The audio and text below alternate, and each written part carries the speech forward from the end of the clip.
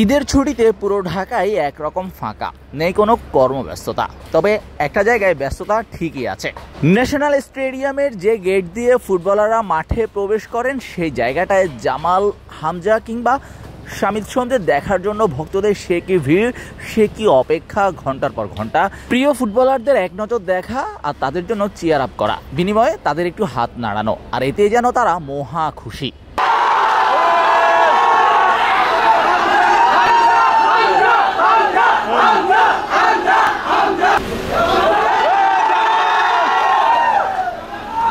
হামজা, শামিদ সোম, জামাল ভুঁইয়া, তপু বর্মন কিংবা মিতুল মার্মা, সবার জন্যই একই রকম চিয়ার আপ, সবার নামে গর্জন তোলা, স্টেডিয়াম প্রাঙ্গণ মাতিয়ে রাখা। ফুটবলারদের নিশ্চয়ই এটা অন্যরকম একটা ভাইব নিশ্চয়ই দেবে। হামজা চৌধুরী আসার পর দেশের ফুটবল রীতিমতো বদলে গিয়েছে।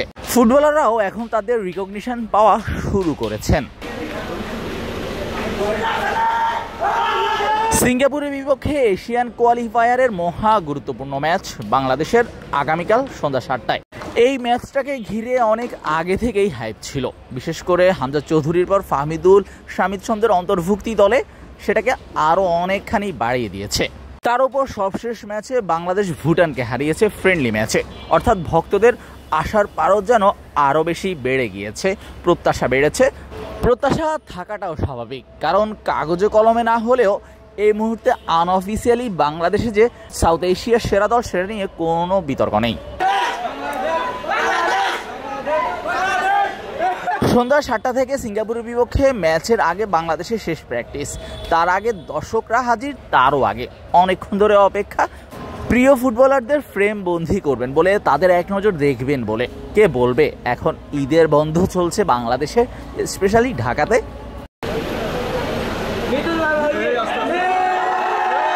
ফ্রেমে এই মুহূর্তে যাকে দেখছেন মিতুল মার্মা, শোনা যাচ্ছে তার বড় ভাই নাকি মারা গিয়েছেন, আর তবুও তিনি নিজেকে শক্ত রেখেছেন, জাতীয় দলের জন্য অ্যাভেলেবল রেখেছেন। এত বড় একটা গুরুত্বপূর্ণ ম্যাচে তাকে দায়িত্ব পালন করতে হবে 3 কাঠের নিচে, যেটা নিঃসন্দেহে অনেক বেশি চাপেরও বটে, অনেক বেশি আত্মবিশ্বাসও নিশ্চয়ই লাগবে।